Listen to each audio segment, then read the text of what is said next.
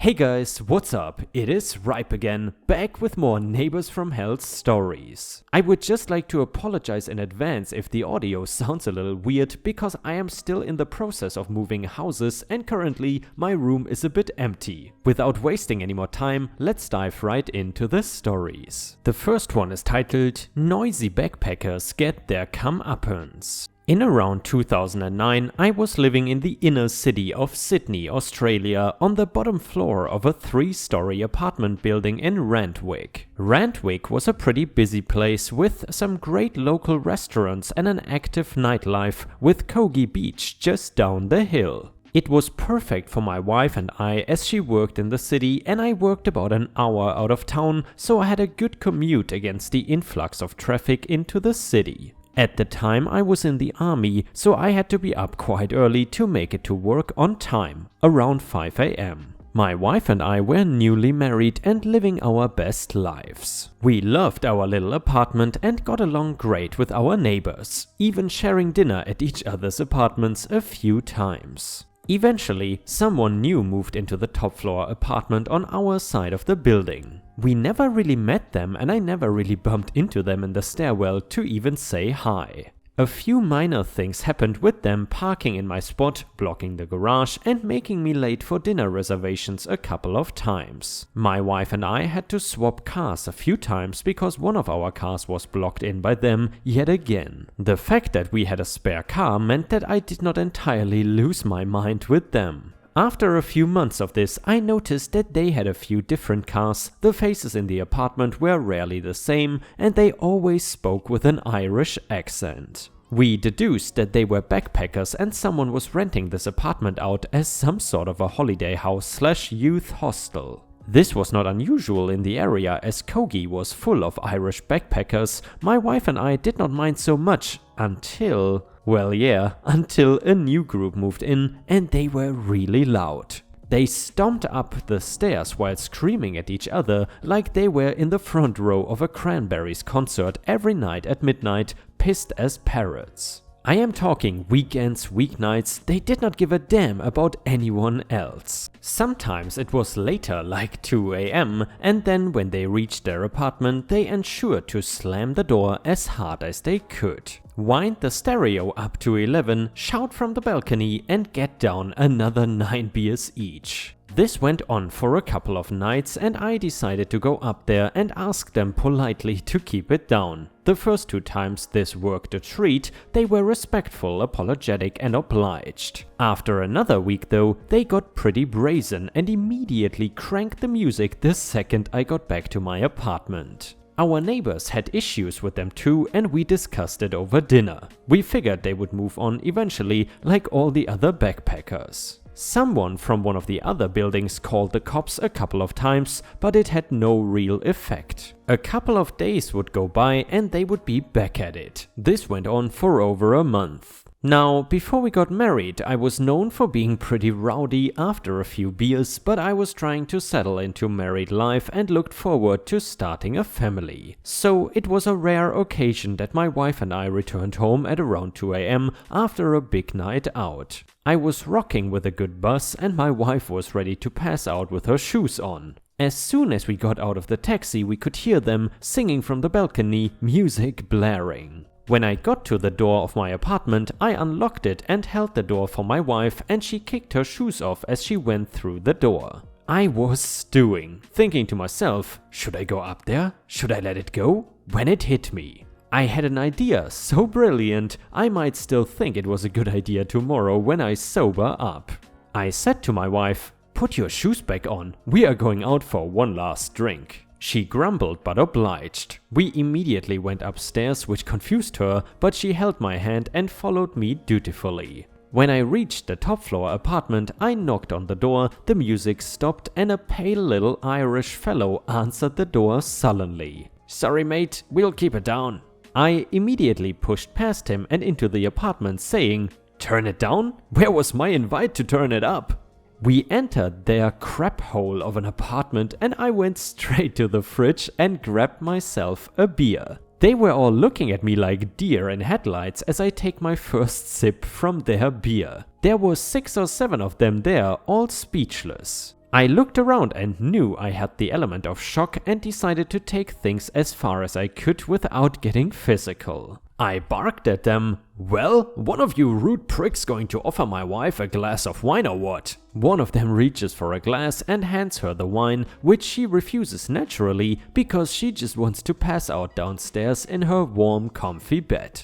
I say something along the lines of not wanting to interrupt their party and to get the music and good times going again. I start asking where they are from, how their travels have been, just forcing myself into their party. I barely get 3 sips into this beer and I reach for the fridge and crack another one. I get 2 or 3 sips into that beer and I grab another one. I do this until there's not a single beer in their fridge, and I can see this has had the intended effect of incensing a few of them. However, I am being so polite and friendly and the situation is just so weird, none of them say anything to me about it. One of them said he had seen me in uniform and asked what I did. I did not lie to them, but I let them believe whatever they wanted.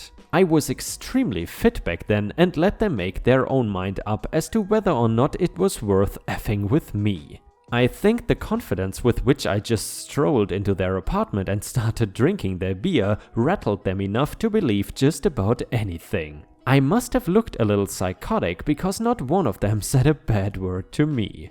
After about 20 minutes or so of this, I look around the room and notice a couple have gone missing. I ask where they had gone and one of the guys says they have an early flight tomorrow. Seeing an opportunity to make my point loud and clear, I go searching through their kitchen for a pot and pan and a couple of them are asking me what I am doing.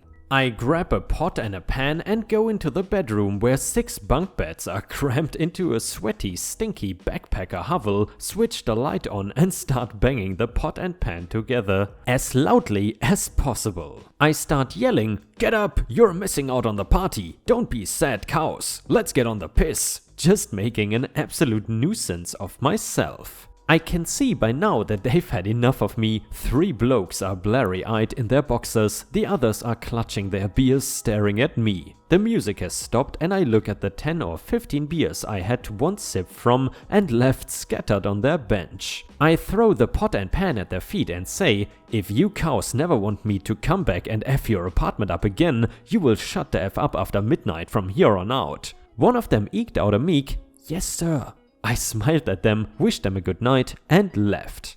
After helping my wife downstairs to that warm and comfy bed she was pinning for, we both had a great night's sleep. In the months after that, we never had a single problem again. That particular group was there for at least another week or 2, but were complete angels. I don't know if it was the best way to handle the situation, but it definitely worked. Anyway, I hope that if you read this far you've enjoyed it, and if not, that is okay too. Take it easy and remember, don't be that neighbor. And well guys, at least now we have the perfect solution for awful neighbors. Basically, if your neighbors annoy you or are too loud at all hours of the day, and by the way, I might have to employ that tactic too, then you just waltz into their house and drink all their beer. I gotta say, that is a pretty genius solution to the problem. And by the way, Ripe Stars, I don't know about you, but while reading this, I constantly had to remind myself that this story was not written by the beloved Captain Dropbear, but it indeed was written by somebody else. And the next one is titled, "Today I effed up by texting the wrong number." Hey Ripe, I adore your videos and listen every day for the last 2 years basically, so I thought I would share this extremely short story of mine. And by the way guys, I just quickly wanted to chime in, thank you so much to everyone who listens daily, even if you have only been watching for a few weeks or even a few days. I am thankful for each and every one of you, but of course if you've been watching for 1 or 2 years already, that's an extreme honor. Thank you so much. Anyway guys, what happened is that in July of last year I began to foster cats under a rescue group, and as part of that process you contact people who inquire on the cats to arrange play dates. Well, normally I will call the person first and then if they don't answer I will send them a text message. One of my kittens, Bella, had gotten an injury and the rescue group asked me to contact them. I gave them a call and got no response, and there was no voice recording for the voicemail, so I shot them a message saying, "Hi, name. My name is OP, and I am Bella's foster carer.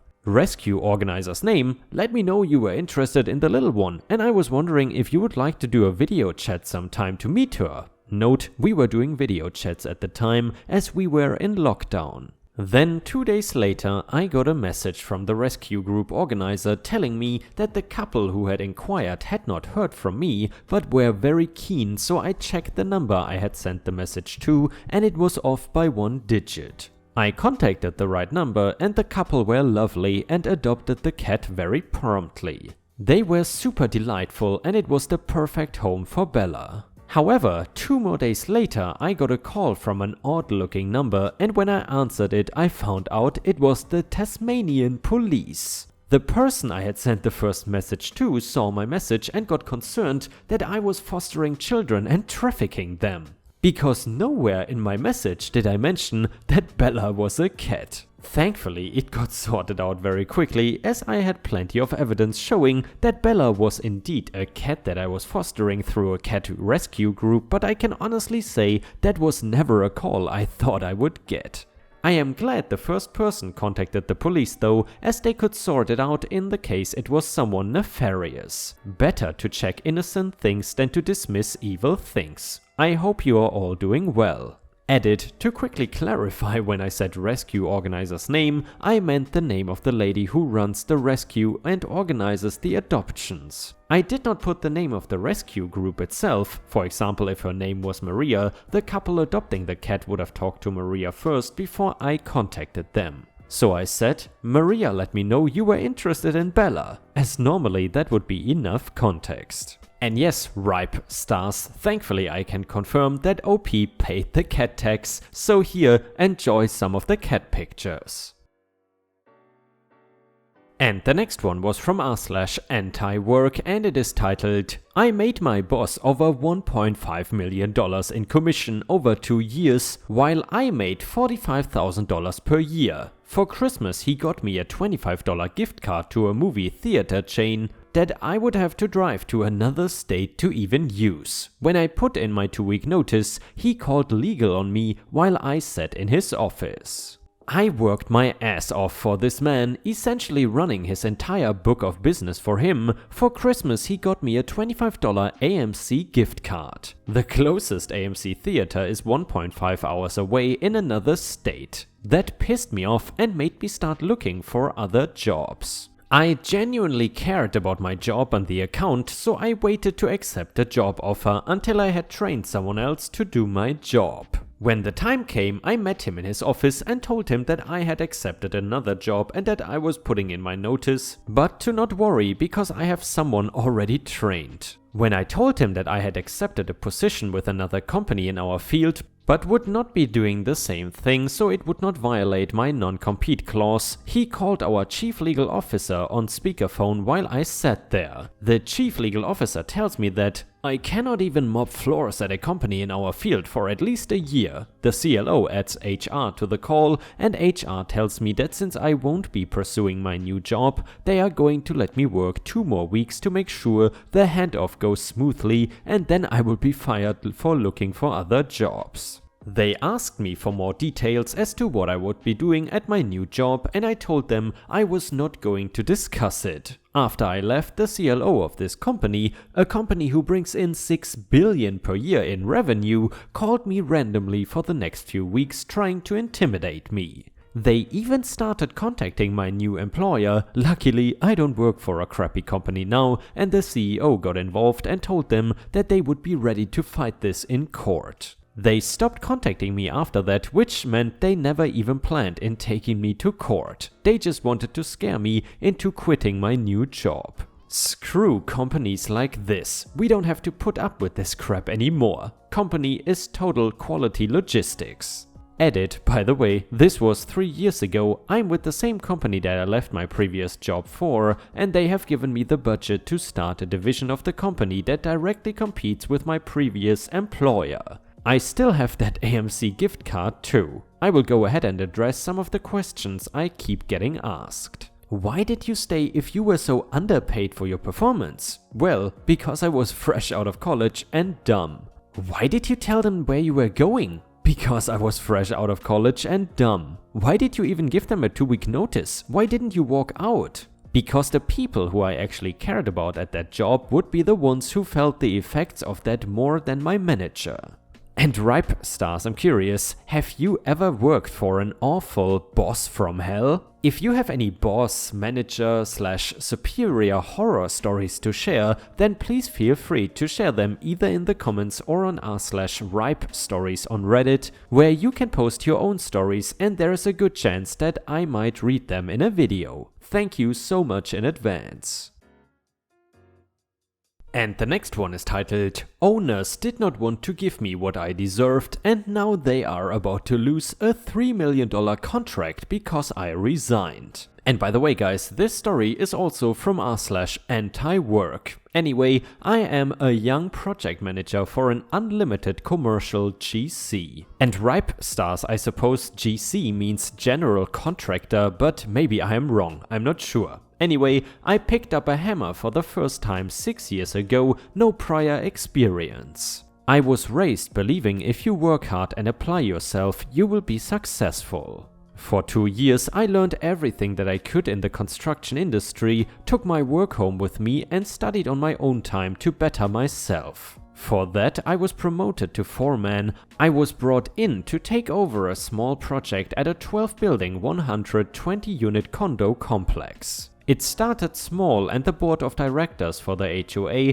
told me they loved my professionalism, work ethic, etc. and the ability to complete projects on time and under budget. We won a big contract because of that small project. That was 3 years ago. I have since taken over the job of foreman, superintendent and project manager. I do the billing, meetings with engineers and board members, scheduling, takeoff, material ordering. I even train the subs on application of new products because we did not have enough mid-management. The project just passed $2.7 million.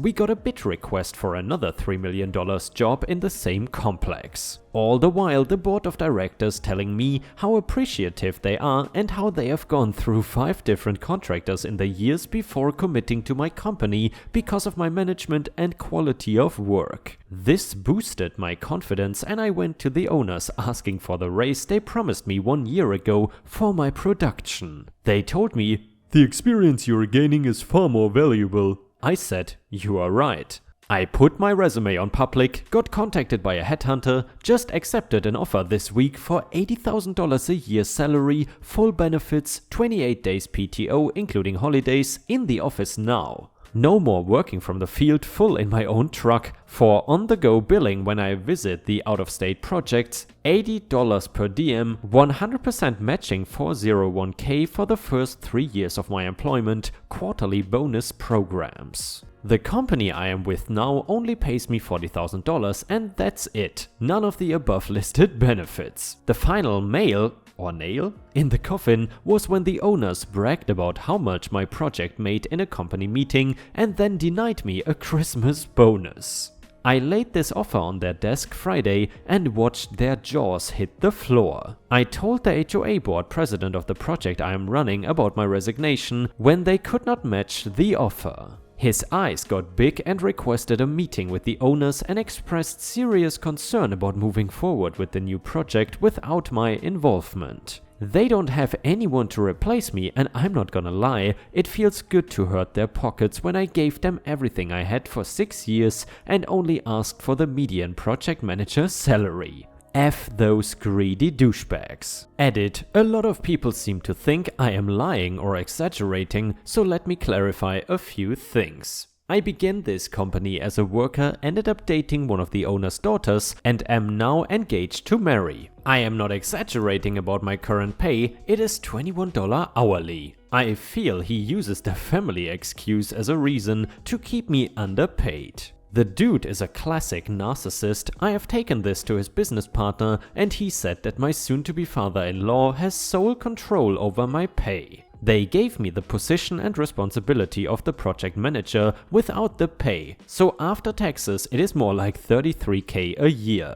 I stayed with them out of fear of the unknown. It was ultimately my fiancé who gave me the courage and confidence to leave. The new position I accepted is for assistant PM, not sole PM. It comes with a hefty pay increase and I am happy about that. Second edit, I just went to my going away party. There was some animosity at first, but they took me out to a place called Twin Peaks and we had beers and food and heart-to-hearts, and overall they were happy and excited for me. They said in the moment they were in a panic when I gave them the offer from the other company. Honestly, I was a dick about it, I regret it now. In a mixture of feeling exploited / underappreciated, I reacted out of emotion. My heart is so full. I know every single one of us is replaceable, but these men played a big part in making me who I am today as a professional. I am so happy that things have gone the way they have. I am glad my father-in-law's business partner talked some sense into him and convinced him this was a good thing.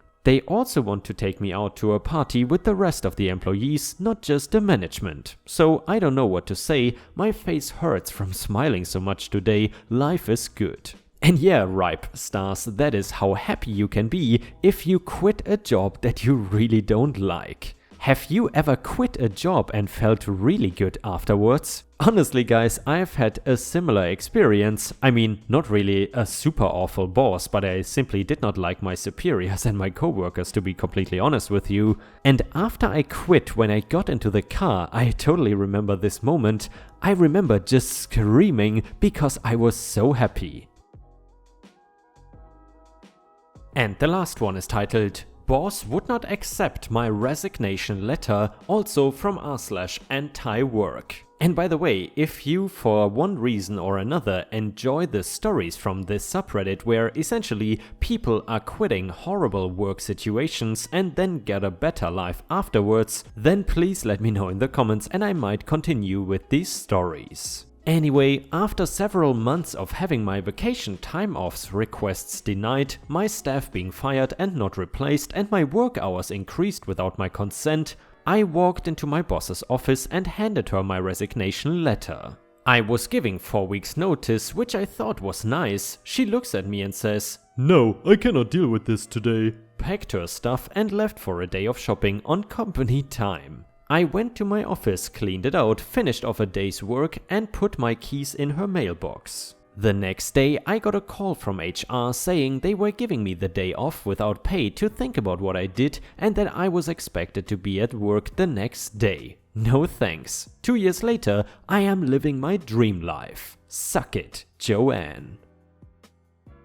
And Ripe Stars, with this we have reached the end of the video. However, if you still cannot get enough of my content, then I would highly suggest to check out my endless binge watch playlist, which will soon show up in the left corner of the screen. In addition, I would really appreciate it if you could not only subscribe to the channel, but also turn on the bell notifications, which you can do by clicking on the little bell icon right next to the subscribe button. This will help my channel tremendously and this will make sure that you don't miss any of my videos. Furthermore, if you want to see additional Ripe content that I don't post on YouTube, then I would suggest to head on over to patreon.com/ripeyoutube for more than 50 exclusive videos that you will not see anywhere else. Thank you so much for your amazing daily support and I hope to see you again tomorrow.